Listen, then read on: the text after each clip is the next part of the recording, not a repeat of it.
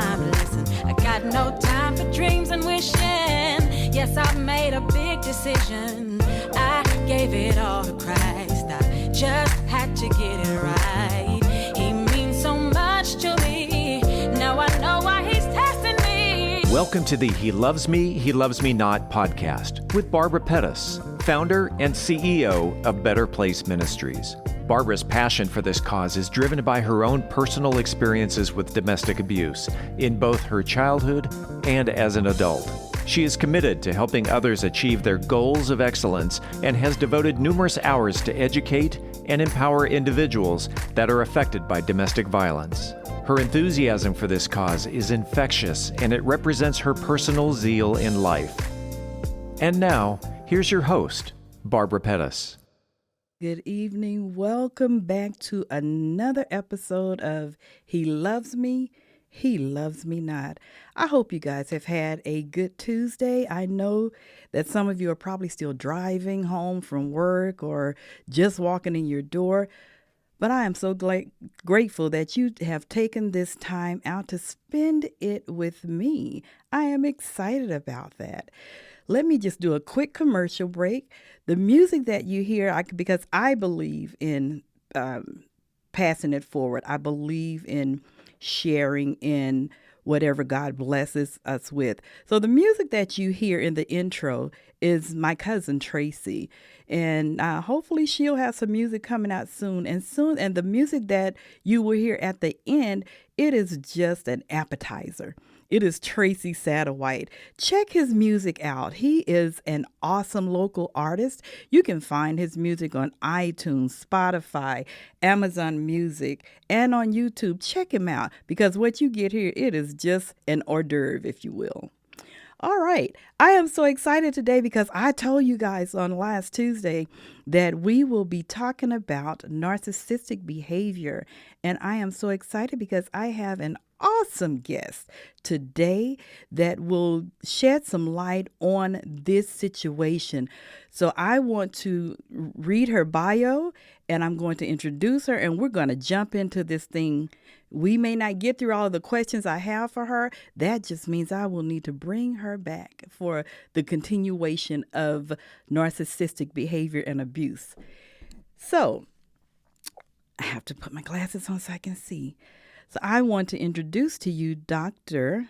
Whitney Hardy, PhD. Dr. Hardy was originally born and raised in the huger state of Indiana. She received her BA in psychology in 2008 from Indiana University in Bloomington, Indiana. Dr. Hardy remained at Indiana University to begin a doctoral program in counseling psychology. During the process of completing her doctoral degree, Dr. Hardy obtained a master's degree in education with a counseling focus and concentration in learning and developmental science in 2011. She completed her PhD in counseling psychology from Indiana University in 2015. Throughout her doctoral training, Dr. Hardy received training in various settings, including university counseling, both large public and community college settings, as well as outpatient and residential treatment settings. Her strong interest in working with young developing adults led her to further pursue advanced training in university counseling. With that focus in mind, Whitney completed an APA-accredited pre-doctoral internship in university counseling and testing at Georgia State University in Atlanta, Georgia, and a postdoctoral fellowship in university counseling at Southern Methodist University right here in Dallas, Texas. Within university counseling, Whitney enjoyed focusing on familial and interpersonal issues and conflict, racial identity development and challenges, and women's issues. Dr. Hardy transitioned to private practice in 2017 to further pursue her career interests and goals. She enjoys working with a diverse range of individuals, couples, and families with a wide variety of concerns involving identity development and racial identity development, relationships, familial concerns, and conflict, trauma, depression, major life transitions, and stress management. Dr. Hardy has a special interest in these areas as they pertain to the lives of women, especially, but not limited to those specific of African American women. Dr. Hardy interacts with clients in a compassionate and attentive manner.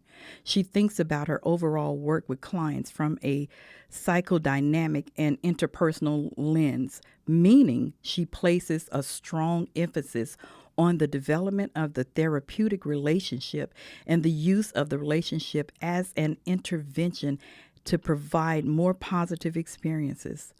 Dr. Hardy also believes in the exploration of relationships and patterns that have historically and are currently either a support or hindrance to one's present challenges.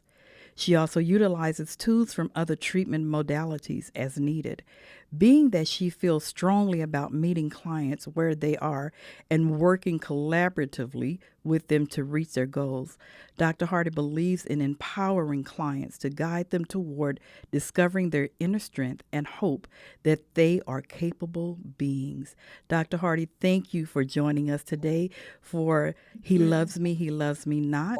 I am so grateful that you are taking this time out to spend with us. Tell us a little bit about it. Well, I've told them about yourself. Is there anything else you want to add? You told them a lot. You went through. I went through the whole thing.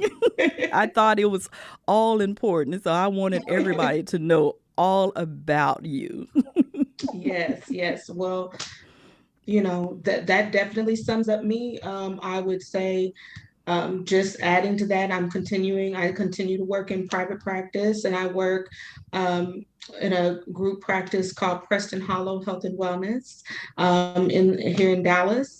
And, currently living and working here in this area, just trying to be a support and a help to those who need it. Nice. I'm so happy once again that you have taken the time out to join us.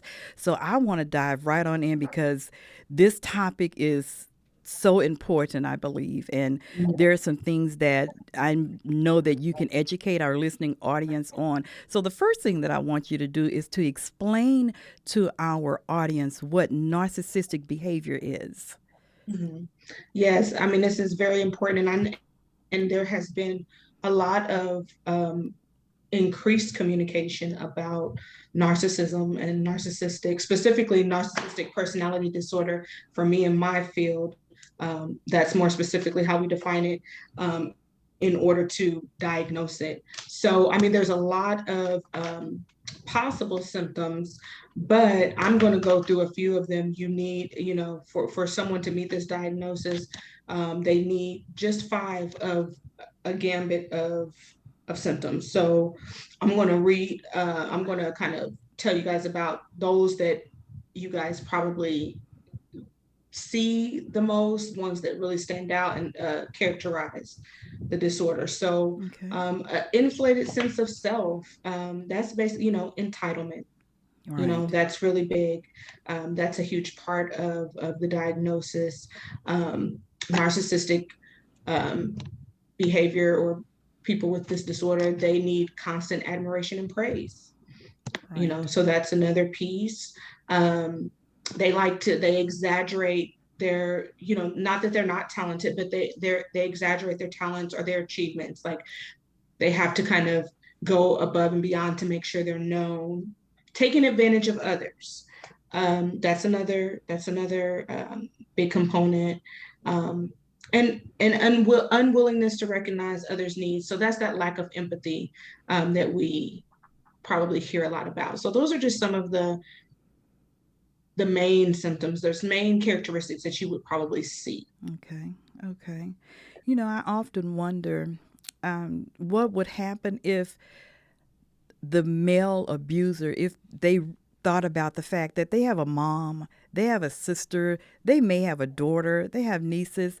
And I just wonder sometimes what their attitude would be if their loved ones met somebody like them. If they their daughter, oh my gosh, if their daughter met an abuser like them, I am absolutely sure that they would flip totally out. So Mhm. my next question is, how do you know when you're experiencing narcissistic abuse? What common signs should someone look for? Because a lot of times I know that women go into these relationships and they think, oh, he's so attentive. He wants to know where I am and this, that, and the other, not realizing that that could be a sign. So what are some of the signs that we need to look out for?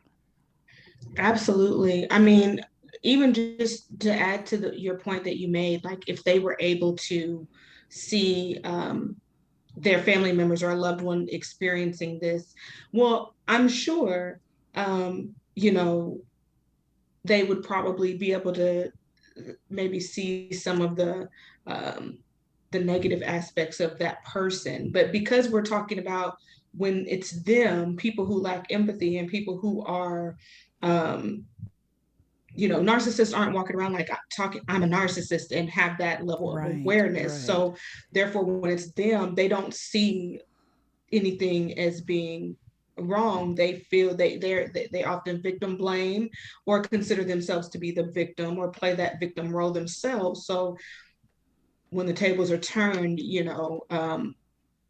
it looks very different, and they aren't conceptualizing things the way that you know normal people would be able to. So Mm-hmm.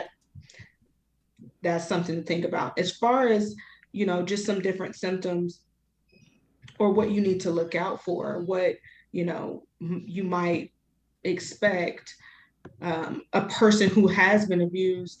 Some things that you'll see are a lot of times they isolate. They start to isolate. So um, they stop trusting those who are closest to them, and stop communicating with those who are closest to them. So that creates isolation and separation, and they um, look at that narcissistic person as the only person who values them, who deems them worthy.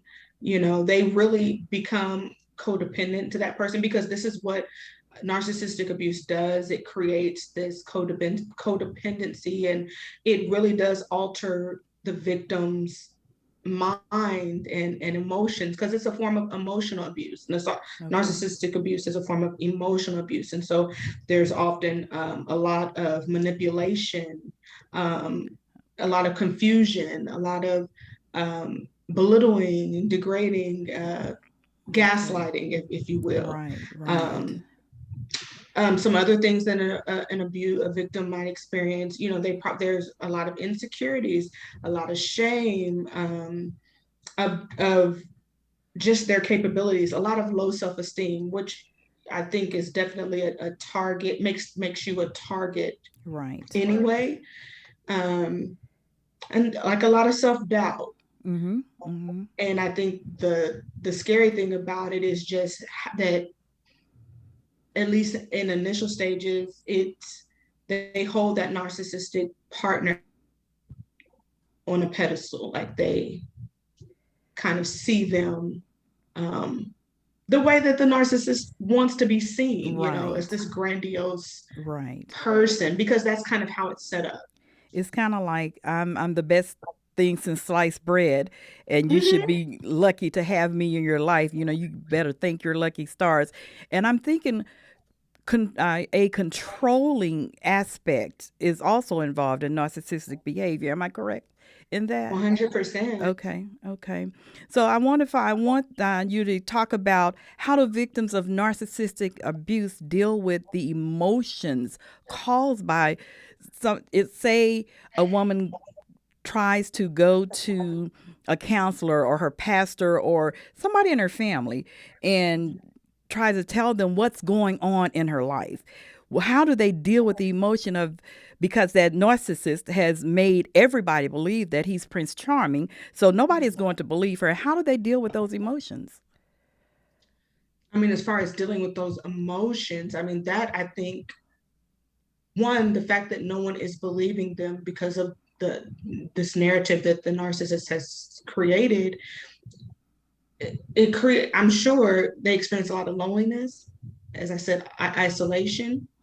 I Right. think when no one believes them, it's re-traumatizing for them. So that's when you're seeing the manifestation of, anxiety, depression, and a lot of other psychological and mental health issues. Um, they're suffering alone a lot of the time and dealing with Mm-hmm. a lot of emotional pain, because then this narrative is created where they don't feel like they can escape it. Yes. Once you try to seek help, then and no one is believing you, or they're questioning you, then that's kind of perpetuating the same thing that the narcissist has already done to you. So Right. Right. it's re-traumatizing, and then they feel stuck. um, I mean, I think the best way for someone who is experiencing narcissistic abuse, to get help, is to seek help through probably a neutral person, a therapist, someone who is their purpose is sole purpose is to help them, Mm-hmm. and Mm-hmm. and not have ties to that other person. Mm-hmm. Yeah, okay. Yeah, I get that. I get that. It's like I'm a survivor of abuse, and I have talked to several other women that have gone through abuse and have survived. And it is a matter of what if my thinking is a matter of embarrassment and shame. Why am I going to tell some, because they don't have that support system. So they think, well, what's the point? Why am I going to share this information with someone when they're not going to believe me, because they're thinking that he's absolutely wonderful, because in public he's one way and then at home he's another way. And so the idea of seeking help, the idea of telling somebody, is like, well, what's the point, because they're just not going to believe what I'm saying. So that plays a lot into, as you were saying, low self-esteem, because I know I suffered from low self-esteem for many, many years. And the whole abuse situation is such an epidemic now. It's such a daily. It's absolutely daily. I was just reading an article right before I came here about a guy who killed. And let me just say this, let me press pause on this. It's not just a husband and wife situation, it is boyfriends and girlfriends. There are students in high school and junior high that are being abused, you guys. So let me just say this: if you have a daughter that her behavior is different from what it used to be, check into that, especially if she's dating. Check into it, because it may be something going on there and you might need to know what that is. So check into it, because it's not just in the marital frame, it is in dating again. And so the article was saying that this guy killed his girlfriend, put her in the trunk of the car, and went and tried to sell the car with her body in the trunk of the car. Oh, wow. I'm going, what? Yeah. So this is a very, very, very serious epidemic. It's killing women left and right, left and right. So my next question for you is, how do you know if well, you've answered that really. How do you know if someone is a narcissist or just someone very damaged? Example, is the abusive behavior coming from an egotistical place, or a place of pain and abuse, or just mental illness, period? Yeah, I think that's a really complex question. Mm-hmm. And I definitely had to do some research, just because when we're talking about abuse, the different forms of abuse that abuse can be perpetrated in. Um, there's a number of them, and so there's a lot of similarities, but there might be some very subtle differences. Um, so you know, a lot of a lot of times, a person with narcissistic personality disorder, things that they're doing, they could be conscious or subconscious, right? So I think that leaves room to interpret that that behavior could be rooted in either ego or trauma or both. Okay. And when, you know what I mean? So then when we're looking at domestic violence, I think that the difference that I notice maybe is with narcissistic abusers, there's a bit more. It might be a little bit more covert. So like sneaky and Okay. you know. Using words and in the language that they use, the way they communicate, they're very talented with the language that they use, where you then it makes a person question, like, well, is it me? Like, Yes. maybe did I take that the wrong way? Or was that a compliment? Or was that you know what I mean? Yes. Where in domestic violence, some things are a bit more overt, Mm-hmm. Mm-hmm. right? And direct and Right. um, but again, I think it would be per individual to determine, is this rooted in just their ego? Okay. Is there a chemical imbalance happening? Is there trauma? Is there all of the above happening? Okay. You know, Okay. Okay. I get that. I'm thinking because I try to pay attention to a lot of stuff. And is it, do you notice, or in narcissistic behavior, the female, she kind of shadows him. She's not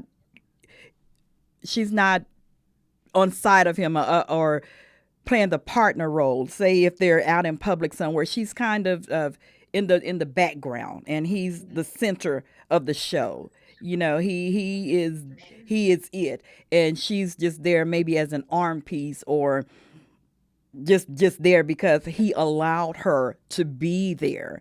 mm-hmm. And so I've noticed that. Is that something that is part of that behavior as well, where the woman would shy away from taking the spotlight, I guess is what I'm trying to say, from him. I would imagine that there's probably not a lot of room for a woman to take the spotlight, because that is something that they hold in high regard, something that they crave and need. So, but I also will say, like, I think one of the factors that also makes a woman an attractive target for a narcissist is, they're looking for status. They are looking for, a woman who they deem beautiful, and who maybe like has some good things going for her, Okay. because I think that also boosts them and Okay. their ego. But then within that, I think it probably would be problematic if the woman were to try to do too much outshining, or standing out too much, Mm-hmm. or anything Mm-hmm. like that. Let's see, because in my mind, I get that. In my mind, I would think that he wouldn't want to connect himself with, say, a doctor or a powerful attorney, because the spotlight is actually going to be on that woman, and it's going to take away from them. So he would want somebody who maybe had money or well established, but not held up in such a high regard as a doctor or an attorney or a judge, so to speak. uh, I guess it would depend on what his occupation is. Okay. Okay. I know they choose that based on status, Okay. attractiveness, jobs, popularity, or successfulness. There is something. Now, this was a research article that I didn't get to dive too deep into, but there was some information just indicating that narcissistic abuse, there's a higher percentage in uh, wealthier, amongst the more established, amongst the wealthy. Which I guess if both people are affluent, then, Okay. that's going to be attractive. But still, I think either regardless of, financial status, that person, they're going to find a way to bring that woman down to where, regardless of, she might be a doctor, Okay.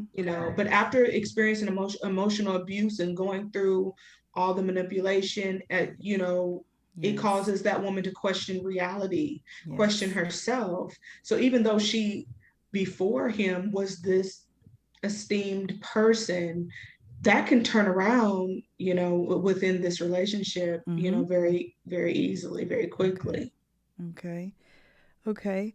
So my question when it comes to this also is narcissistic behavior, is it just a game for them, or what do they believe when they are abusing somebody? Do they actually feel like that it's the other person's fault, or is this just some kind of power game?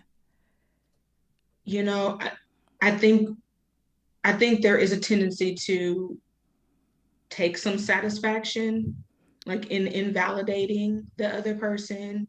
But I think they also can play the victim. But I think they really believe that they are the victim. But I think that there is a sense of satisfaction that they have in damaging someone. Okay. So I think when you lack empathy, that's lacking an understanding for another person, or not being able to see things from another person's perspective, or you don't consider how someone else feels by the actions that you're taking, then it's very easy for you to harm them without a second thought. What advice would you give a woman that needs to come out of that situation, that's trying to come out of that situation? What would the recovery steps be for her? I mean, first of all, there are stages that a person is going to go through dealing with that abuse. And so, oftentimes it does take, some time, one, for them to even recognize that what they're experiencing is problematic, because it doesn't start out that way. Right. It doesn't start out where as a matter of fact, it can start out really wonderful, to where when things do go badly, you're questioning yourself, you're questioning everything.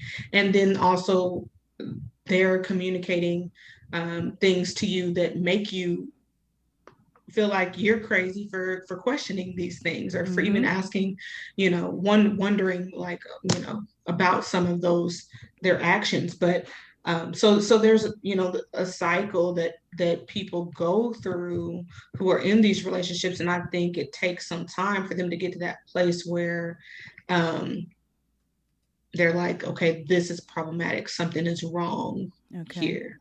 Okay. Or sometimes the narcissist will be the person who suddenly can end things and place blame on the woman, and make it seem like she's done something wrong, which then I think, even though they were in a bad situation, their mind is so distorted that they're struggling with even dealing with that loss of that relationship. But ultimately, the only thing that I think a person could do, is to get in treatment. I don't know of an alternative that would suffice. Because there's a lot of work that you would have to do.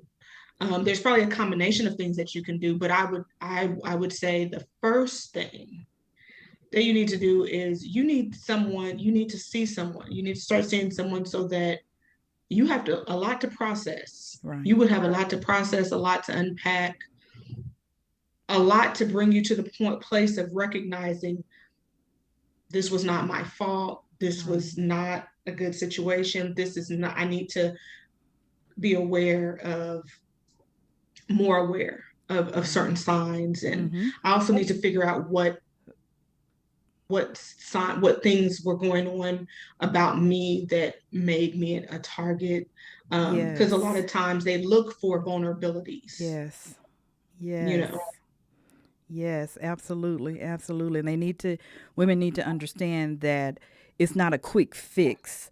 It's not going to take, you go to counseling and you take 2 or 3 sessions and it's fixed. We have to take time for ourselves and take time, as you said, to unpack all of that damage, all of that hurt, all of the things. Because I tell you what, for a while, I thought I was walking around with a sign on my back saying, choose her. You can abuse her. Choose her. You can call her out of her name and talk about her. I'm thinking, where is this coming from? But that's what we attract when we are broken.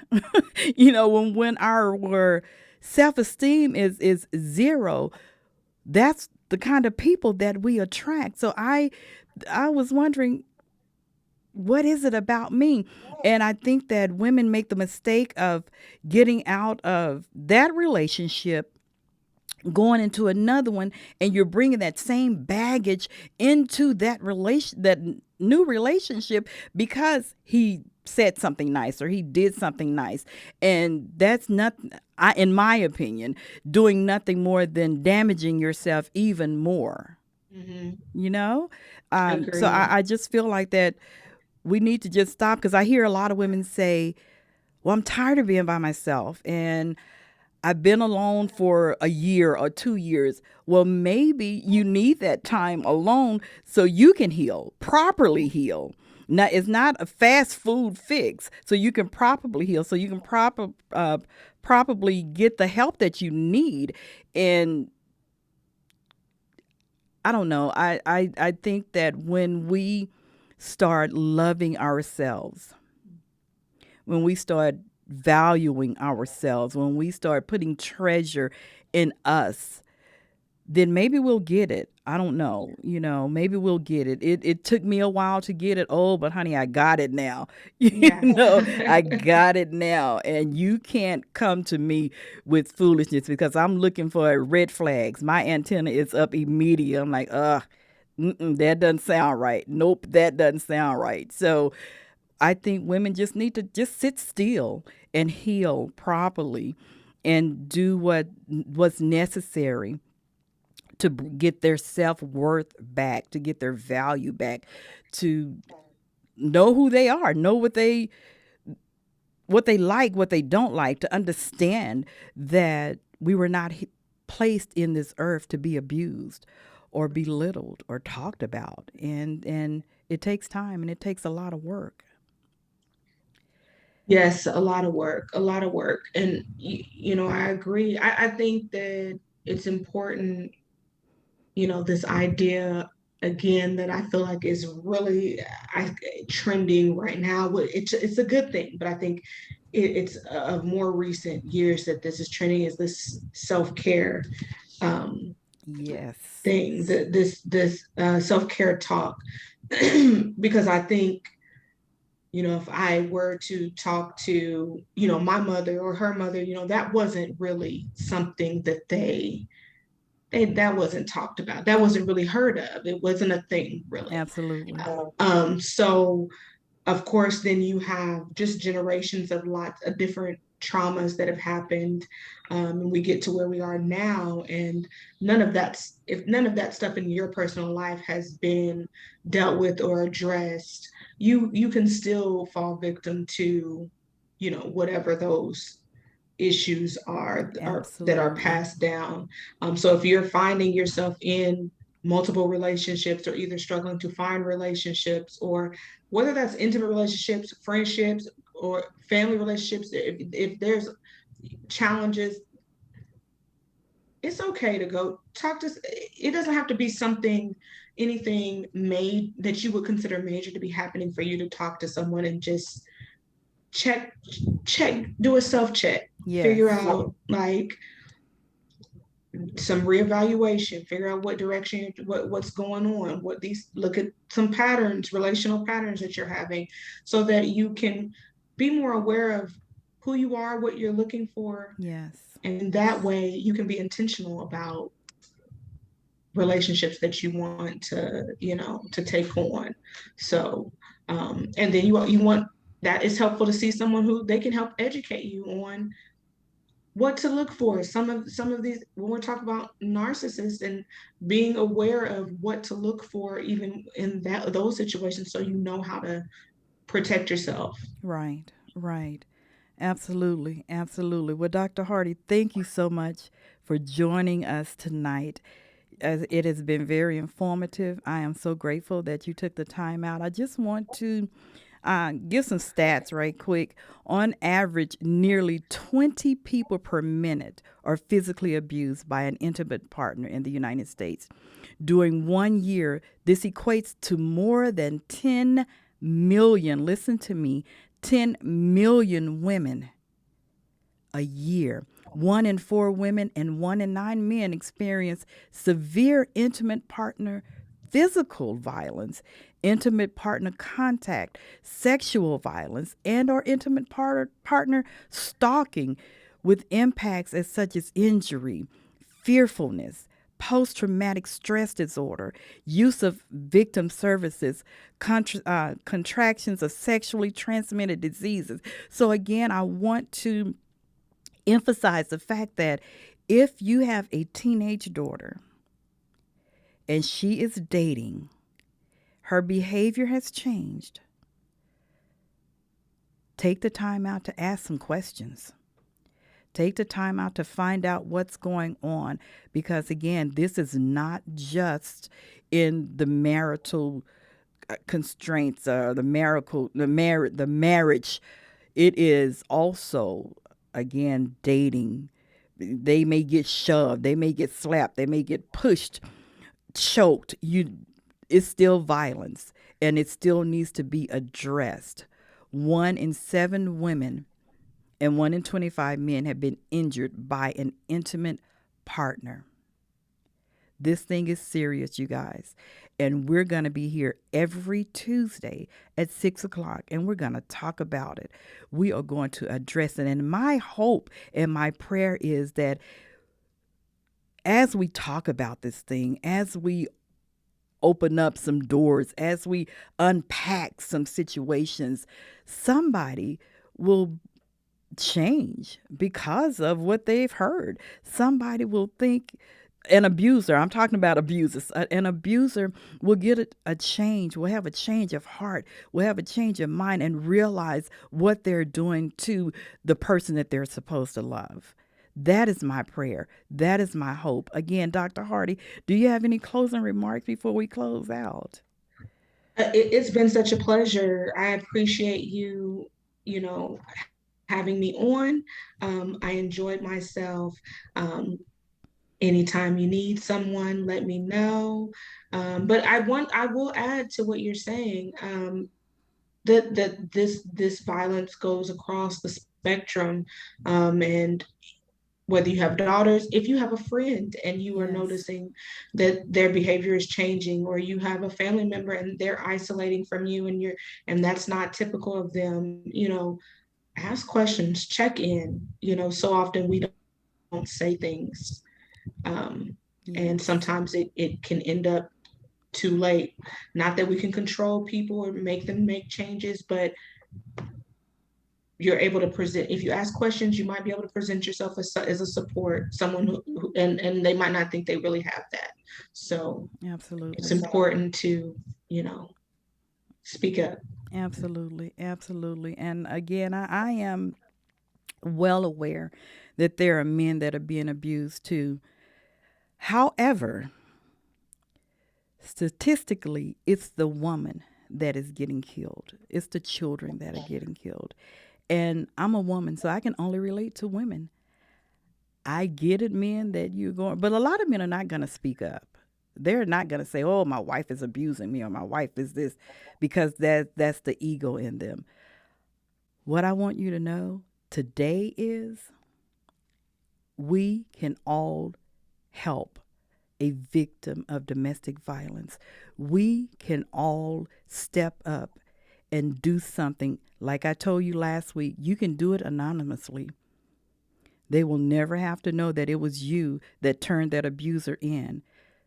Stand up, speak out, pay attention, do something to help someone else. You could just save that individual's life. You never know. You never know. So if no one has told you today, I love you. Thank you for joining us. We'll see you again next Tuesday at 6 o'clock. I just came to testify today to let you know that no matter where you are and no matter where you've been, that God can change you because he changed me. This is my testimony. There's been a change in me, a wonderful change in me. There's been a change in me, a marvelous change in me. Listen, I'm not perfect, I made mistakes, many regrets from some very dark days. But when I opened my heart to you, I felt that.